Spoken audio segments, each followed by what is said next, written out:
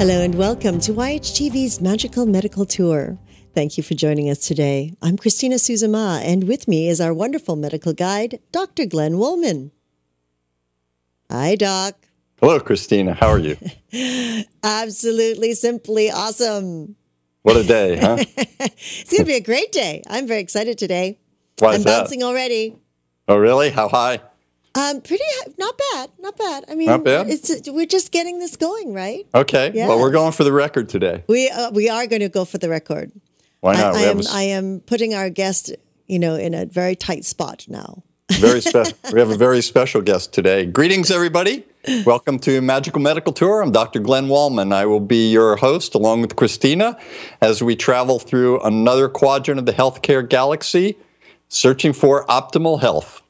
And today we're going to look at two things that we haven't really looked at before. One, we're going to interview someone with a specialty that we haven't looked at yet, a physician's assistant. And two, we're going to look at the category of mental health. Very important. But before we do, Christina, there's a lot going to come out in this one, Christina. We already know. Uh-huh. You're exhibiting signs of behavior. It's interesting that it's only now that you've noticed. I've held back. I didn't want to rush to judgment. I see. After 3 years, huh, Glenn? Yeah. I remember it was interesting that, when they talked to a Chinese consulate once, or a Chinese philosopher once, and he asked him what he thought. This is in recent times. He asked him what he thought of the French Revolution. And he said, it's too early to tell. That's good. Yeah. So plenty of time. Plenty of time. 3 years, nothing. 3 years is nothing. Okay. Nothing. Okay. Next lifetime. So how do people get in touch with us, Christina? Okay, so at any time during the show, you can feel free to ask a question or make a comment, and simply by scrolling down on your screen and typing it into the comment box. Now, just know that even if you're listening to this show a year or two ahead of time, but after we have recorded it, you can still ask your question. We will make sure that we will get it to our guest or Dr. Woolman, or we will answer it and definitely get back to you. And if you are listening to this on one of your devices, your iPhone or Android, simply call us at 818-LETS-TALK, 818-LETS-TALK. Now, just be sure to leave your contact information so that we can get back to you then as well.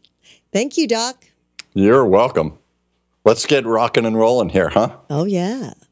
I've started to give some statistics as we start each show. And today, mental health, something we haven't spoken about before, really. I mean, we allude to it all the time. Yes. But we really haven't focused on it. And in fact, we're going to have a few interviews. An upcoming interview is going to be with Dr. James Lake, a psychiatrist, but not only a psychiatrist, an integrative psychiatrist. So that's going to be pretty fascinating.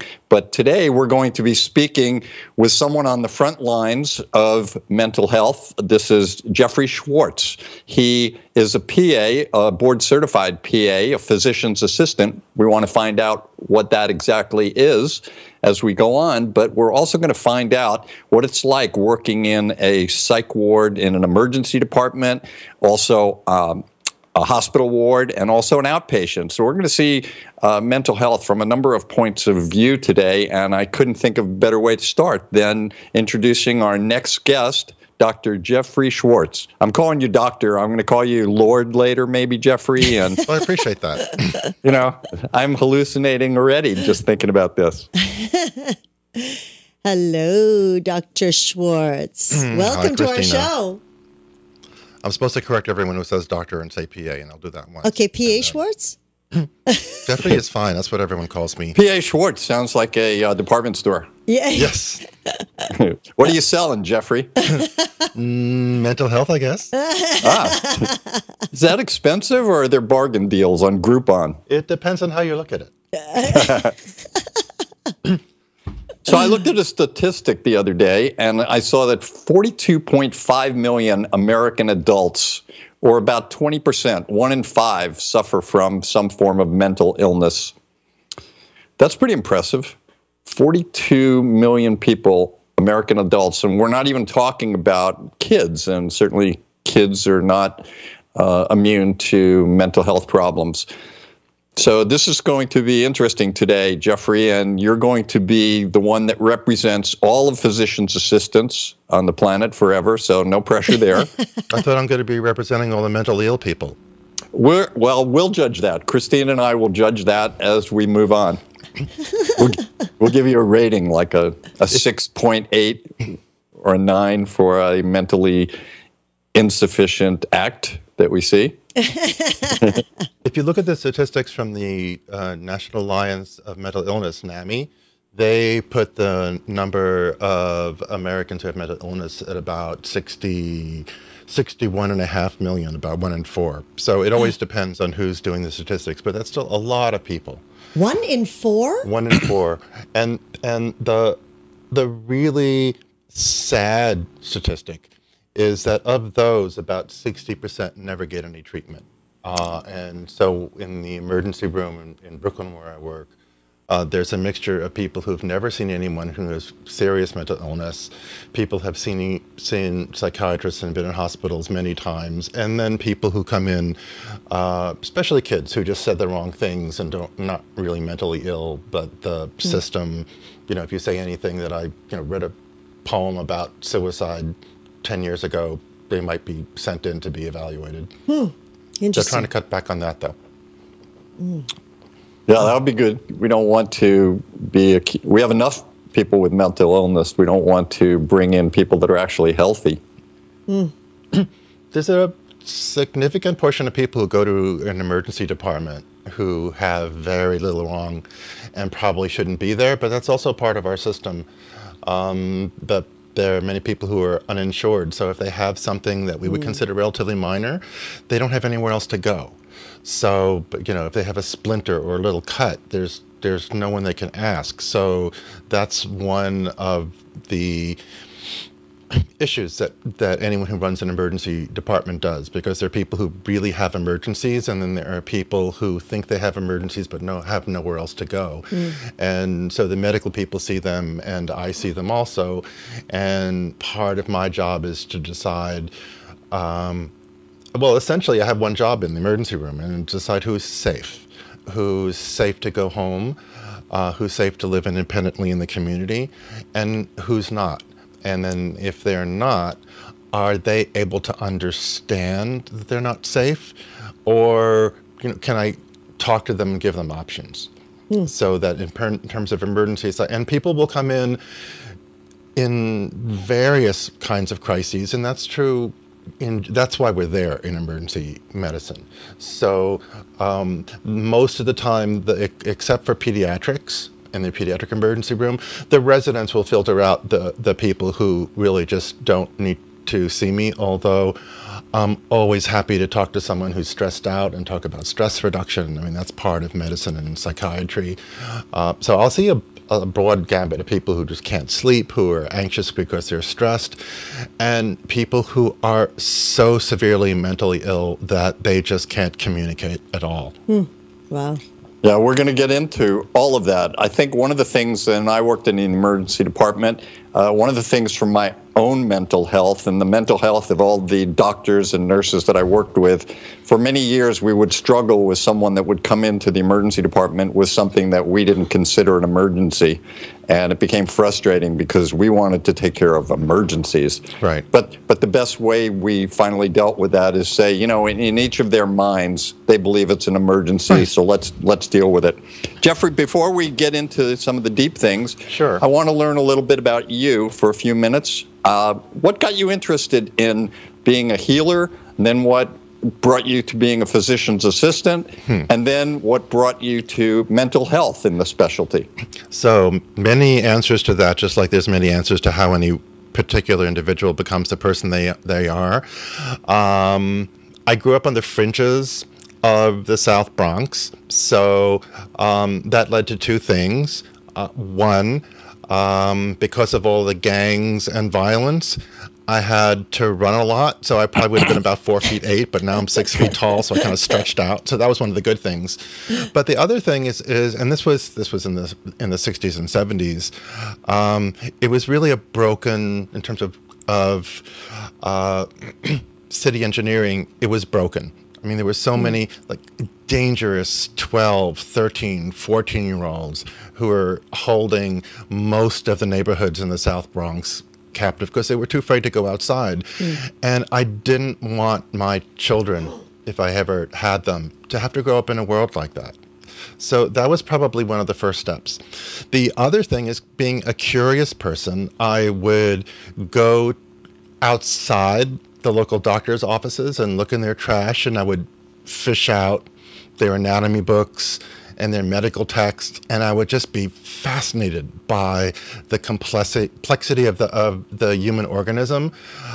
So that was probably my introduction to medicine and to dumpster diving, which of course I'm addicted to now and have continued to be.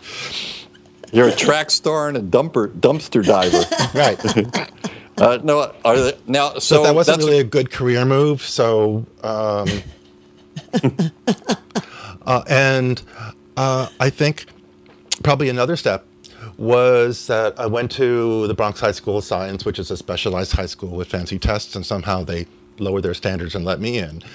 But one of the speakers was a man called Roman Vishniak.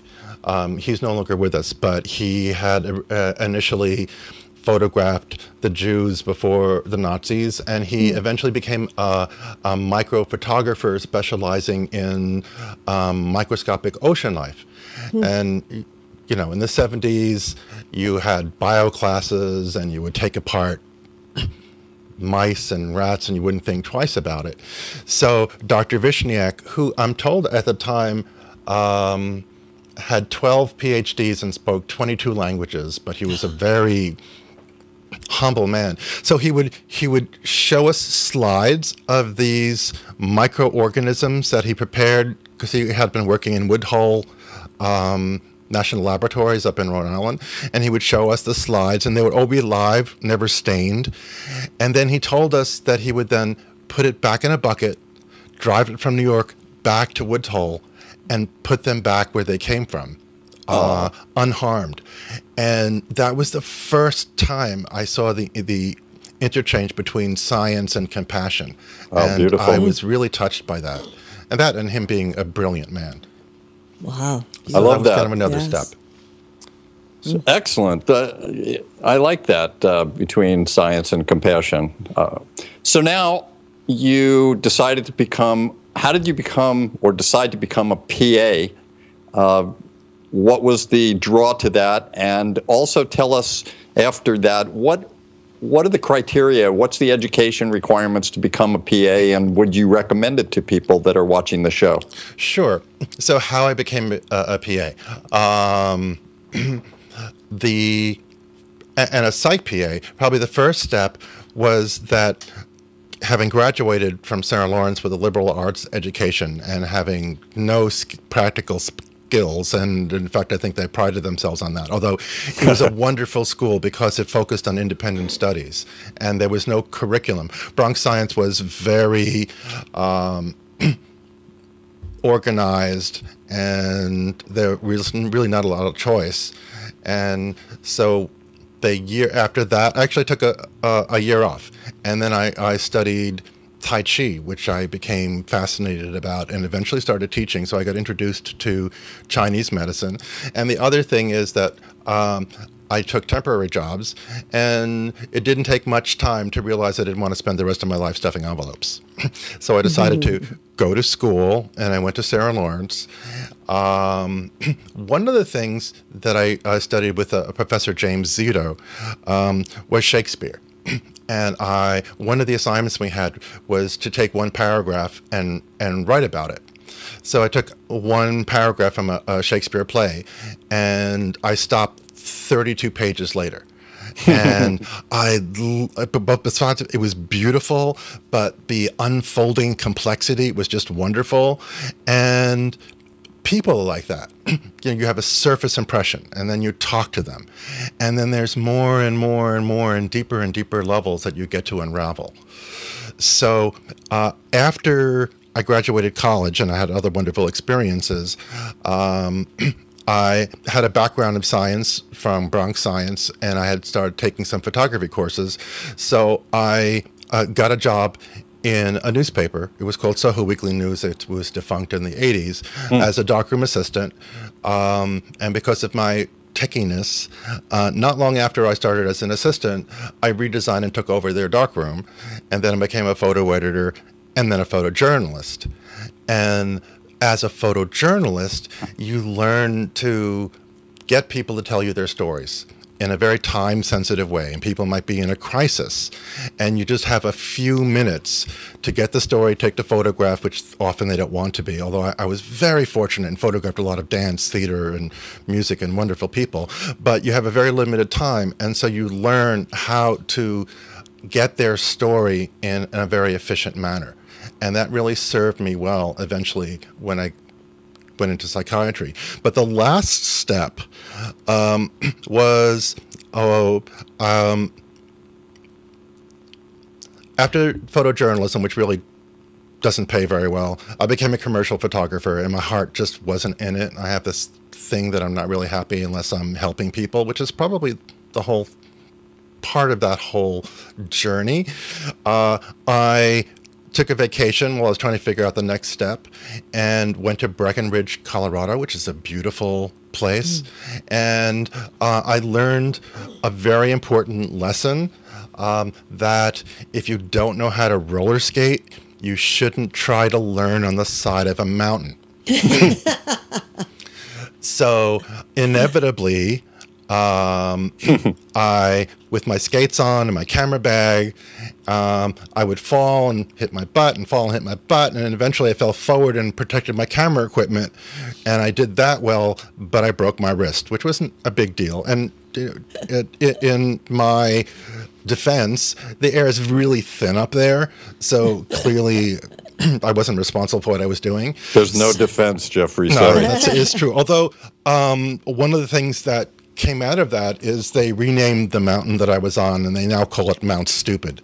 But I went down to the bottom. They do a lot of skiing in Breckenridge, and there was this little medical clinic, and there was this lovely young woman who was the medical person, and she was a PA, and I had never met a PA before. And she was covering the clinic because her boss, who was an MD and also an Ayurvedic practitioner, was apparently dressed up as a human condom and going from bar to bar talking about STDs. So she was in charge. Wait, which one was going dressed as a condom? The PA's boss. Oh, okay, the MD, The MD. as you would say, MD. So this nice young woman, she set my arm. It wasn't a big deal, and she was living in this beautiful place. And while the doctor was out, she was running the clinic. And again, way back from my days fishing doctors' books out of the trash, I was interested in medicine. And I wanted to continue doing my photography because that had been my life. But I saw this thing where maybe I could do some medicine and continue doing my photography.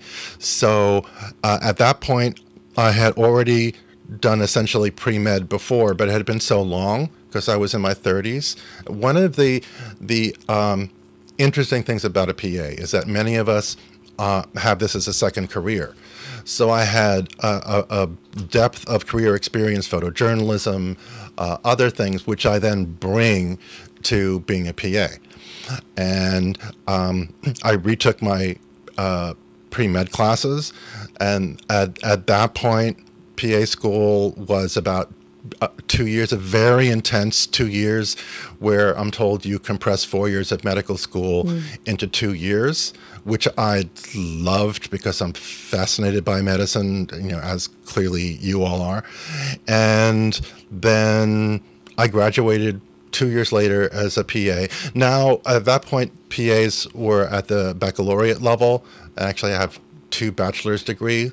But now everything is shifting towards a master level, so they tend to be a little bit longer. And essentially, you go to PA school instead of medical school. And instead of what a doctor does, which is to go through residency training, a PA will then just start practicing with whatever doctor he or she finds to work with. And it's very much like the John Dewey progressive education. You learn by doing. You are set up with an understanding of the medical process and the vocabulary, and then depending on whatever kind of doctor you're with, your practice is covered by their skill level. So if I had found myself with an orthopedic, my license would cover anything that doctor does in orthopedics. By accident, in a way, I found myself working in medicine in a psychiatry department, and I just loved it because there was all these puzzles for me to solve, and that's how I started in psychiatry. Although it really did sort of lead inevitably there. And as a biographical note, and studies have shown this is true with a lot of people who go into mental health, although not everybody. Often people who go into mental health have either their own mental health issues or have family members. And my mother had bipolar disorder and had been hospitalized many times. And if you see someone you love suffering, you want to figure out how to help, and not only help them, but help others. And so although I wandered into a psych department somewhat accidentally, it was almost as if all my experiences had led me there to prepare me to help those people. And, apparently I had some skills in that area. So you've been doing this for about 17 years now? 17, I think it's in my 18th year now. 18th year. And in that time, you've rotated for various reasons between an inpatient, an outpatient, and an emergency department within the psych facilities. Is that correct? When I first started, in my first year, I was doing the medical workups, the very basic medical workups for the psych patients. Right. And then as I got more involved with the department, I started doing psychiatric consultations in between my medical work. And then at a certain point, I started helping with the consults in the emergency department. And then at a certain point, I started having my own outpatients. And so then I would rotate through inpatient, outpatient, emergency department work, and consult work, depending on where I was needed by the department. And right now I spend probably 90% of my time in the adult or pediatric emergency department, and the rest of the time I would be doing various medical consults on the medical floor of the hospital that I work at. So you see a pretty good example of the general mental illness that society produces or offers to us, correct? Probably, yes. So when you started out and to now, see if you can give us a perspective on mental illness 17, 18 years ago, mental illness today, in terms of just the mental illness itself, and then we'll get into the treatment or what society has to offer mental illness or people with mental disorders. Shall I start today or shall I start 2,000 years ago? I would like you to start 2,000 years ago. Okay, so were you in dumpsters? They didn't even have dumpsters then, did they? No, of course not. 2,000 years ago or more, both in the Neanderthal areas and in Mesoamerica, we find these skulls with holes bored in them. The modern word is trephination. And the assumption is that what they were doing with people with mental illness was trying to let the spirits, the evil spirits, go out. We also know that sometimes people had multiple treatments like this because there were multiple boreholes. One can't imagine what that kind of treatment was like. So that was probably the first psychiatric treatment. If you then, I would say also that probably for maybe trauma to the brain also would be maybe another reason to allow the fluids and the blood, things like that out. But interestingly, I would think that letting the spirits out, maybe we should bring that back. But I got to tell you, if you weren't crazy before they bore that hole, you would be pretty crazy after. Well, it seemed to work because there aren't too many more Neanderthals around. So that's true. Drill a few holes in someone's head, and they're not going to have any mental health complaints sooner or later. In the 1500s, there's a painting by Hieronymus Bosch, who has those complicated paintings with hundreds of little figures doing things, and this is a simple one with one very unhappy-looking man, two big guys holding him down, and a third with a big auger drilling a hole, which was the Middle Ages version of this, and it's entitled "Removing the Stone of Folly." So insanity was thought to be this physical object. And so a lot of the treatment of psychiatry, which has evolved somewhat, has to do with how you conceptualize what it is. And then we went through periods where it was bad air, or you were a witch or cursed. And a lot of our prejudice about mental illness comes from that age, that you had to have done something wrong to be punished in that way. And that's one of the unfortunate things that's left over, is that people are either afraid of or think that there's something really bad about people with mental illness, which is not true. They're sick like people with diabetes are sick. So in the 1950s, the first medical treatments were discovered by accident. And then a new age, it was like the development of penicillin was in medicine. And so by the 70s, there were still evolving ideas about what psychiatry was about, and in the 80s, and I started practicing in the 90s. And there were different medications, different treatments, and that evolved towards treatment that were less and less painful, less intrusive, had less side effects. And now we're started entering the age where we're beginning to understand genetics and realize that medication is just the tip of the iceberg. And there were always two streams: the therapists who will talk to people, and the psychiatrists who would prescribe. In the 1900s, people like Freud were both. You would prescribe and you would talk. We know that our medications can change your brain chemistry and put things back into balance. We also know that talking to someone in the right way can rebalance someone's brain chemistry. So those two streams have been developing. And now there's the addition of genetics, which we're just starting to understand.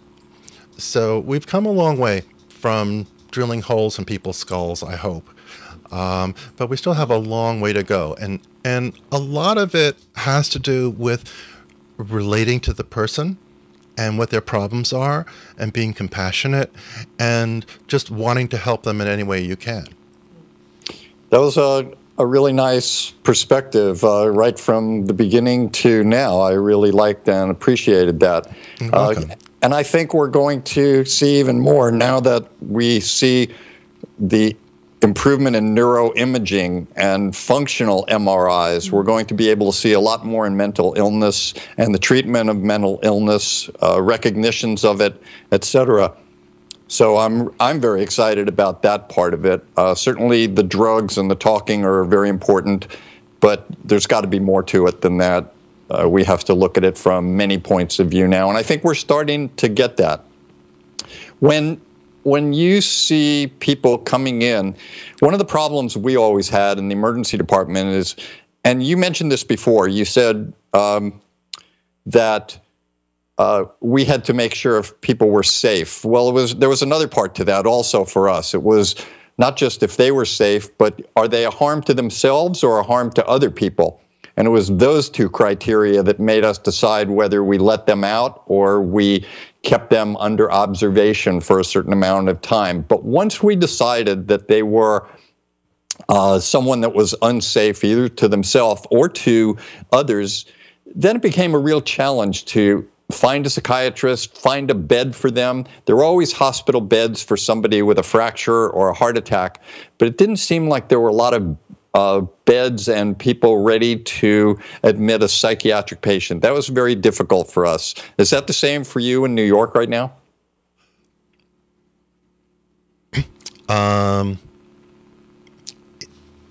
It's a complicated question because it depends on the circumstances of the person and their life. There are always a limited number of beds in any particular hospital. There's also figuring out what parts of the person's crisis are chemical, which are social. We have a lot of homeless people coming in who about one study showed that about 30% of homeless have mental illness. So it's with them, the problem isn't always that they have schizophrenia or bipolar or depression. It's that being homeless is awful and it's very stressful. And yes, I could admit them into a bed for 2 weeks, but then what do you do? There are some interesting trials in some other states. I think Virginia is one where they're trying to figure out ways before someone gets into the hospital to divert them from the emergency room to a mental health facility, which helps with the hospital beds and also helps the people. And it's very interesting, and I'm looking to see how that might eventually be used in New York, but we're not there yet. So it's always a question of you have limited resources, you have many, many, many people with many, many different kinds of needs coming in, and who would most benefit from what you have. You know, we're about halfway through the show. Why don't you give us a definition of what you consider mental illness? Oh dear. Mental illness. And don't point to anyone across from you. I'd be pointing at myself first. Someone who's mentally ill is someone who's out of balance with themselves and their environment. Someone who cannot function in whatever their living situation that it is. Either they're so depressed that they don't have the energy or the will to do anything, or they're so psychotic that they don't understand what's real and what's not real, and therefore they can't take care of themselves. So mental illness is that in some way your brain is not functioning to the extent that you don't know how to live, you don't know how to connect to other people, and you need help. And that's different for different people in different circumstances. It seems when we look at, there's a manual out, what's it called? The SDM? DSM, the Diagnostic and Statistical Manual. It's the sort of dictionary of psychiatry that's been going through revisions since the 50s. I think the initial impetus was just there were so many different psychiatrists. There were Jungians, Freudians, and they all called things different names. And someone would get into the hospital and you would have no idea what each particular doctor was talking about. So in the 50s, they decided we really should come together and decide, what do we mean by depression? What do we mean by schizophrenia? What do we mean by bipolar? And that is both a medical and a social political process. So, for instance, in the DSM-3, being homosexual was considered being mentally ill. And now you look back on that, and that's an embarrassment. And that was taken out. And there's a new DSM, which is now DSM-5, and a new one comes out about every 10, 15 years, which is trying to classify things more on an empiric basis. And the idea is to try to be able to know how to treat somebody. My sense is that the next generations of the DSM, instead of having names like depression, they'll have the names of genetic sequences. And so we know, okay, this person would benefit from this medication, this kind of talking, this kind of exercise, but we're not quite there yet. So we're trying to go in the direction of really understand what we mean by mental illness. So when you ask me that question, the answer to that has been evolving, and it's still evolving, which is why I hesitated for a moment. So what the names of things are 10 years from now, and the treatments of them might be significantly different than now. But essentially, it's how is the person able to function? So if it's not from a medical reason, and if it's not strictly from a social reason, which there is a component of that, so then ruling everything out, you think, okay, this must be then psychiatry. The person is saying that they're seeing things, or they want to die because life isn't worth living. And sometimes by the process of elimination, you decide what has to be psychiatry. We in psychiatry are first medical people, and our first order of business is to make sure the person isn't medically sick. Because if you have an infection, you could still be seeing things, hearing things, get very depressed. But in that case, the treatment isn't psychiatric medication. It's having a doctor figure out that you're sick, or some other kind of healer, and help them that way. It's when those don't work and someone is very depressed or not in control of their behavior, that's when psychiatry gets involved. Yeah, that was also very good. And I think the history is going to show improvements, as you brought up, for example, homosexuality as a disease, many things like that. And I would recommend, actually, that people go out and take a look at this manual just to see how many different things we see out there that are mental disorders. And, you know, many years ago, we didn't consider post-traumatic stress disorder. Now we have ADHD. We have so many different things that are out there that it's actually pretty fascinating to see what the human condition can create in terms of balance. And there's there's always a social context of what you consider odd from 2,000 years ago to now, and then how whether the person, I mean, we had one of our previous chairmen in our department who was from India, who was a brilliant man. And he said, this is America. It's your right to be crazy if you want to be. So someone who's eccentric, you're not necessarily going to treat them for psychiatry. And also, one of the places when I was an undergraduate, I did some research at a teaching hospital that had their own psychiatric emergency room. And I remember this really nice lady would come in. Now, I was an undergrad. I was doing a statistical research about how people were helped or not helped in a psychiatric emergency room. So I would see all the people that the skilled residents couldn't do anything with. So this one lady came in, and we were talking, and I was at this point I was in a psychology class. I was in my late teens. I knew nothing about psychiatry, and we were talking about what she does. And then eventually it came up that in her closet she had little green men that she would talk to. And, you know, the first thing I thought of, this lady is really sick. She needs help. But even then I realized it's not that someone is different or having these strange experiences. It's what it means to them. So I assumed it would be scary, like Martians or something. And she said, oh, no, they're smiling. They keep me company.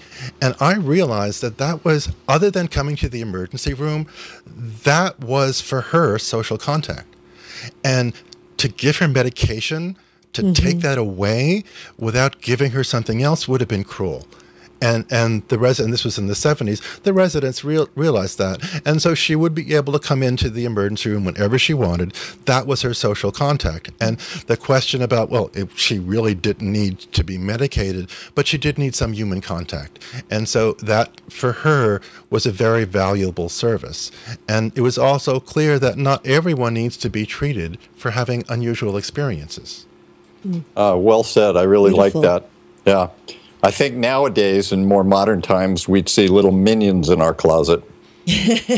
Probably. Especially if you keep a banana in there. That's banana. And when I would have outpatients, people who would see shadows or hear voices, the first thing I would ask them is, does it bother you? And some people would say, no. And I would tell them, well, there are various ways you can get rid of them if you wanted to. We have these medications, but they have side effects. You could talk to someone, or you could just come and see me in 9 months or whatever you have a problem. And I would say, well, I wouldn't start any medication on you. There were other people with exactly the same symptoms who were terrified. And I would tell them the same things. There's talking, there's exercise and lifestyle changes, there's medications, but maybe you'd like to try this medication. It does have these side effects. You might be a little stiff and your mouth might be a little dry, but see if you're less afraid living at home. So there's always that. It's always a mindful, intelligent process deciding how to help someone. It shouldn't be like a cookbook. Someone comes in and you give this chemical. That wouldn't be healing. You bring up some good points. Again, when we in medicine see somebody, we always try to figure out a differential diagnosis. And I always taught my medical students and other physicians that even if you think they have a psychiatric or psychological problem, first think of medical causes. And when you can't find a medical cause, then go to the psychological or mental psychiatric order. When I was in medical school, I did a rotation on psychiatry, and part of my rotation, I signed up to work on a lockdown ward where the most serious schizophrenics, paranoid schizophrenics, catatonics, waxy catatonics, severely depressed people were on this ward. And I would be in there with them, locked in a room with, say, 20 people for a few hours at a time. These people were hearing voices, seeing things, speaking in tongues, and I realized I was in the minority there. I was the only one not hearing the voices, not seeing the hallucinations, not understanding each of them when they were speaking in tongues. And it made me realize how fragile and thin the line was between mental illness and being allegedly normal. And as one of the important parts of my job is teaching medical students, and as I'll sometimes tell them when I'm not sure what's going on, I'll just have my voices talk to their voices and we'll figure things out. I like that. Speaking about medical students, what are you teaching them these days about mental health and treatment of mental health?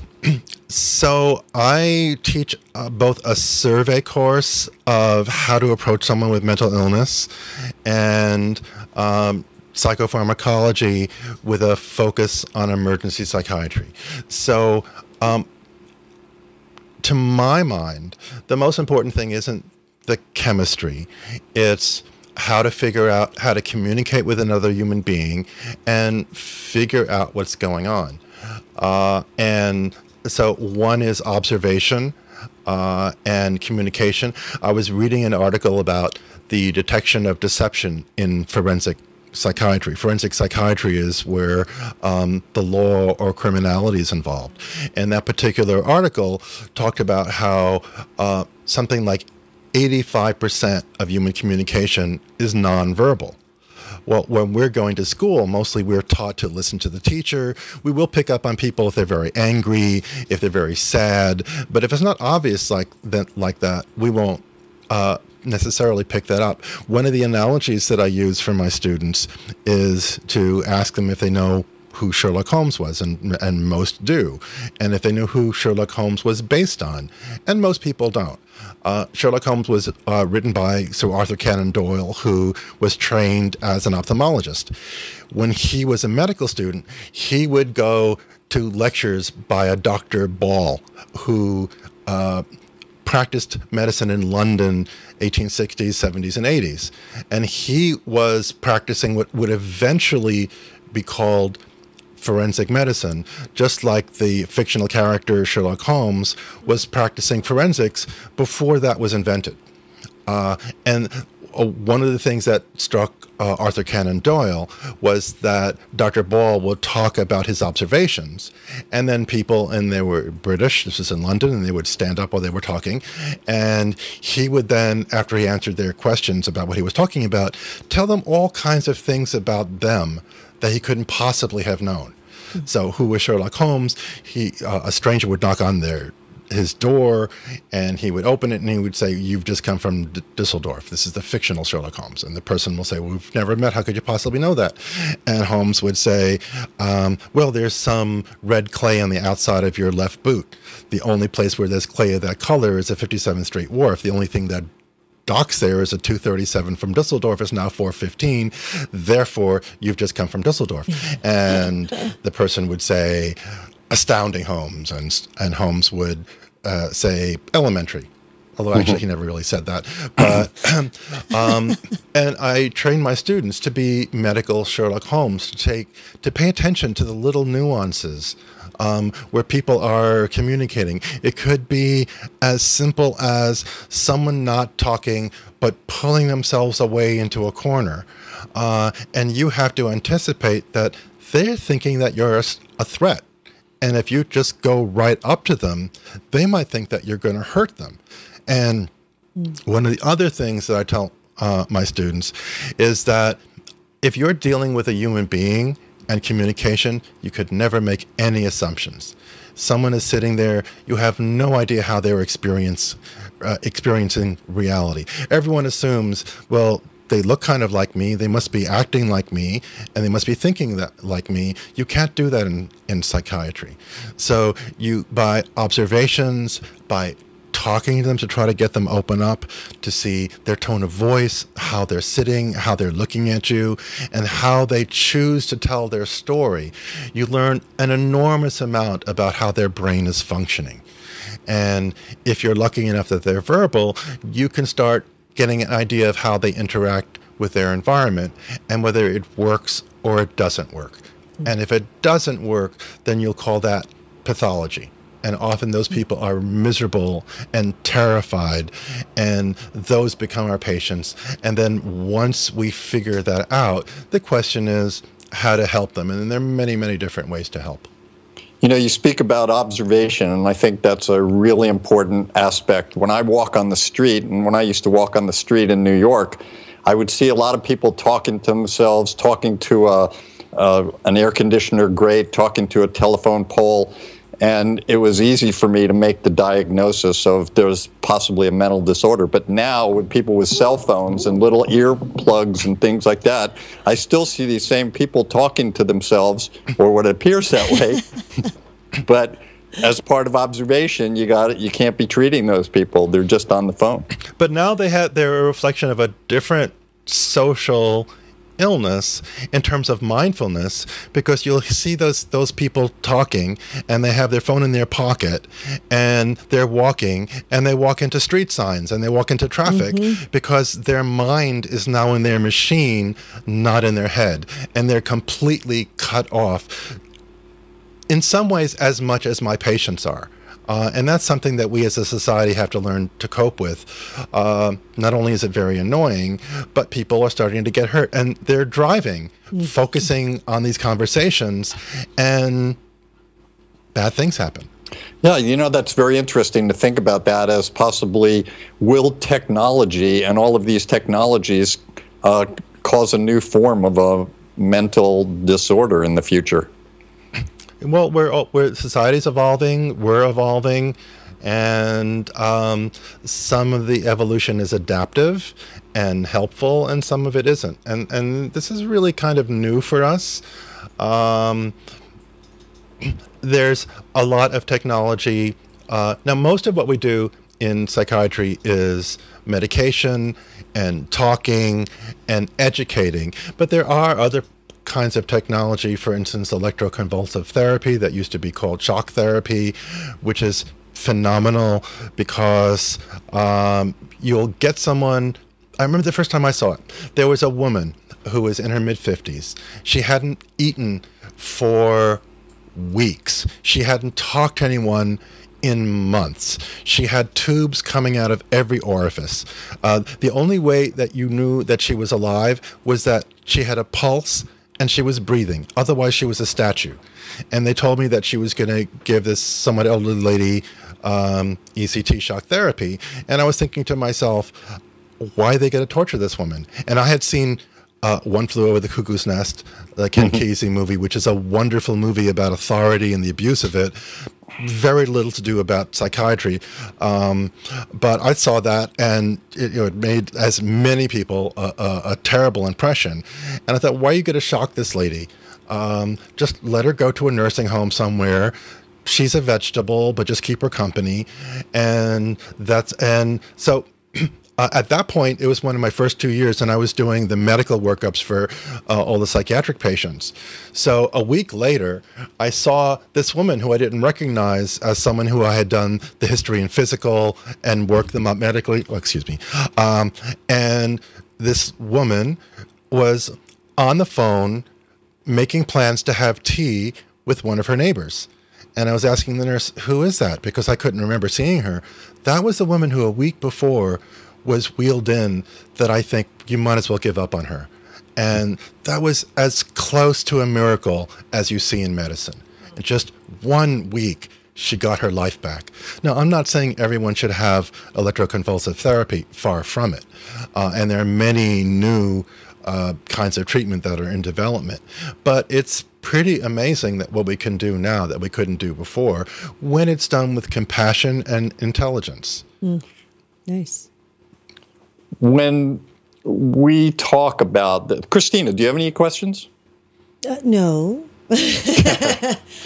Okay, Jeffrey, mental illness, as you alluded to at the beginning, had various aspects to it that people didn't want to talk about. Families were embarrassed about it. We all thought these people were demonized or spirits were in them. What suggestion would you have nowadays for a family if they see that someone in the family is exhibiting signs of abnormal mental behavior? How should they approach that if they've never seen a doctor for it? They're not even sure what it is. What would be your suggestion? That's a really good question, and it reminds me of one of the consults I did on the medical services in one of my first years, and it also reminds me about your mentioning of imaging studies. But I went into this room when there was a 27-year-old man who had severe depression. He was barely moving.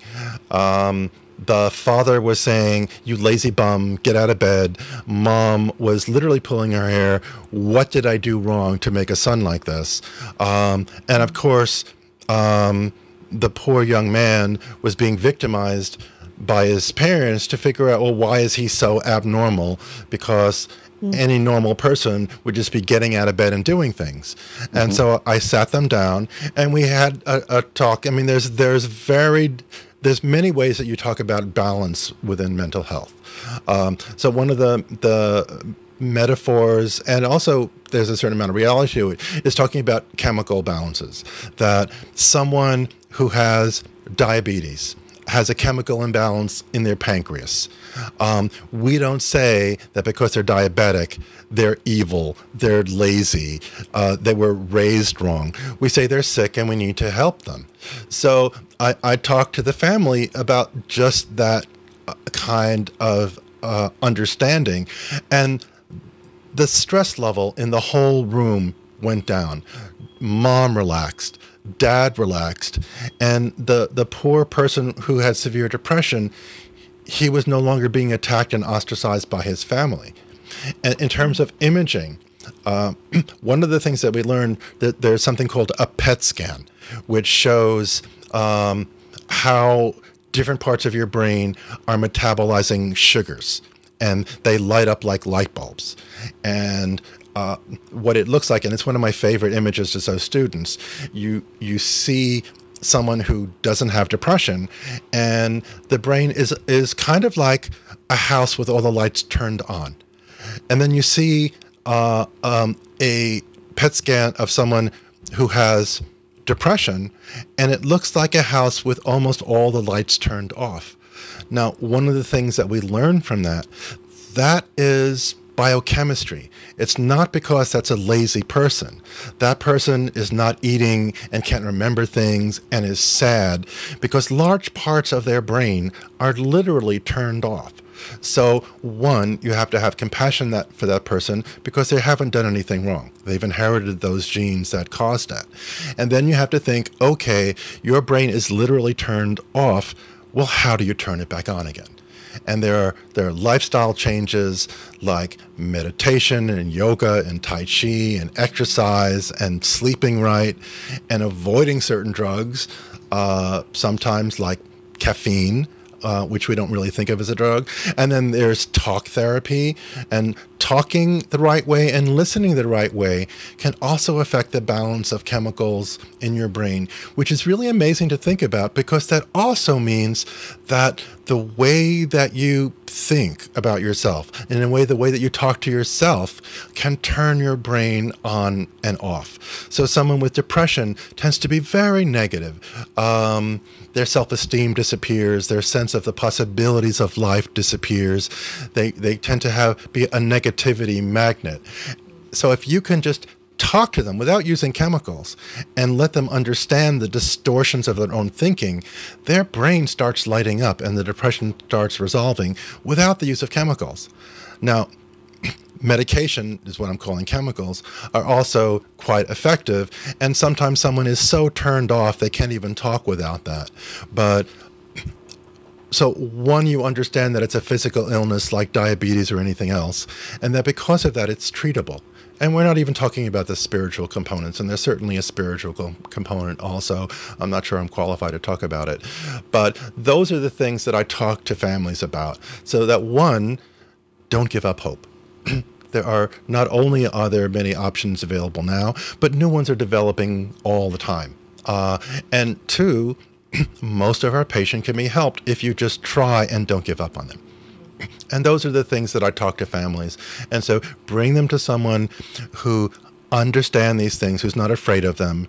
And psychiatry is its own specialty. And even within the medical community, there's prejudice. We know there's a horrible fact that people with schizophrenia will often die 25 years earlier than someone without. And you wonder, well, why is that? Is it because the person is too ill to take care of themselves? Well, possibly.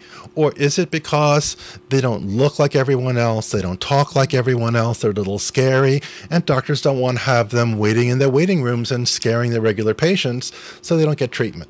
And that's something that we in the medical field have to think about and keep us humble, to reach out to people who it might take a little bit of extra effort to be empathetic, but they're just people like everybody else. So definitely get help. Where are the places they should go for help? Probably what I would do is to tell someone to talk to their family doctor, their priest, whoever they use to make them healthier in everyday life, and ask them for a referral. Now, I'm trained in the traditional medical model, so I would usually tell people to talk to your doctor, or if it's something life-threatening, if someone is going to die, then call 911, go to the emergency room right away. Let us that deal with that all the time make a determination. Sometimes people bring someone and they think it's life and death, and to us it's no, not really, they're just having a hard time. And sometimes it's people who just cannot function, who shouldn't leave the hospital and need help. And so you should let a professional who's experienced with this determine that, and then if you bring it to a doctor or emergency room, then the doctors there will determine what kind of help they need. And sometimes they're having a thyroid problem, and it looks like schizophrenia, but they need thyroid help. And it's a process of healing and figuring out what happens with the person. But you need to go. So if it's a life and death issue, call 911 right away. Have them brought to a hospital. Hopefully, it's a compassionate hospital and a knowledgeable hospital, and they'll know how to work with someone who's chemical balance is so off that they can't function anymore. Very nice. We're speaking with Jeffrey Schwartz, a board-certified physician assistant working in New York, and he's on the front lines of helping people with mental disorders, mental illness. And Jeffrey, we're coming close to the end. Do you have a health tip for us? I would say be mindful. Try to have a balanced life, including understanding relaxation, and remember to connect both to people around you and with yourself, as well as with your environment. That's what I would say. Connection, that's very important. Jeffrey, when you were preparing for this, was there anything that we have not discussed that you really wanted to bring up? Oh, there's so many stories and so many things that happen. I think one of the frustrations of working in medicine is the social consequences of what the society has allowed to happen. Things like homelessness and people who have no insurance and no choices. And that's very frustrating. So that someone comes in and they have a problem, and I have to ask them about their insurance, which I hate doing, because depending on whether they have insurance or not, they have different options. So, and you could talk about that forever. But I think that's relatively well known. And I think that all of us should always be learning and paying attention and trying to be aware of people around us who could use a little help, and not be afraid to reach out. Very Beautiful. nice. Christina, any thoughts on mental health today? Oh, I need help. No. There's one thing that I would like to clarify, though, Jeffrey, which is a PA in New York is different. You had explained to me before from a PA in California. So every state, it has different parameters for the type of work that you do. So this goes to what is a PA. And I talked a little bit about the training. So the American Association of Physician Assistants, which is the umbrella group, would say that a PA is a medical professional who's nationally certified, and that's a little C after my name, and is licensed by each state to practice medicine in that state. Your authority as a medical practitioner flows from the doctor you're working with. So I'm not working with a neurosurgeon. I would have no business working in that field, except insofar as people have psychiatric consequences of surgery. So, and a physician assistant is a mid-level provider who works as part of a team. So there would always be, for a physician assistant, a physician somewhere, not necessarily in the same building, in the same town, that you can call if there's a problem. And your responsibilities depend on how much that physician trusts you to do the right thing with patients that they're responsible. And at this point, I do pretty much most of what a psychiatrist will do in my hospital. And so the question about whether you should see a physician assistant or a doctor, which sometimes comes up, it's a hard one because you're also dealing with a person. So I have, just because of my diverse experiences, a certain approach that I'll bring to any people that I deal with. And also I have many years of experience. I've seen other psychiatrists or medical doctors who will see someone, make a determination in less than a minute, and then leave. Now, I probably could do that, but I would be very unsatisfied with that. And maybe just using the analogy, I don't know if people would remember, there used to be Hertz and Avis, and Avis was always trying harder because they were number 2. So in a way, I feel like I have to try harder for my patients, just to show that that I can help them. Lovely. Thank you. You're welcome. Yeah, very nice. I'm very grateful to our very special guest, Jeffrey Schwartz, who is a physician assistant, board certified, nationally certified, and on the front lines of mental health and mental illness. He has given us a great introduction into mental health and what it's like in this country today, and given us some good examples of treatments and ways to go about getting help, and just some of his experience. We appreciate your wisdom and experiences sharing with us. I'm also grateful to my teachers and my healers who have allowed me on my journey today. I look forward to getting together with Christina and Magical Medical Tour and all of our viewers and listeners as we meet again next week, searching for another quadrant of the healthcare galaxy.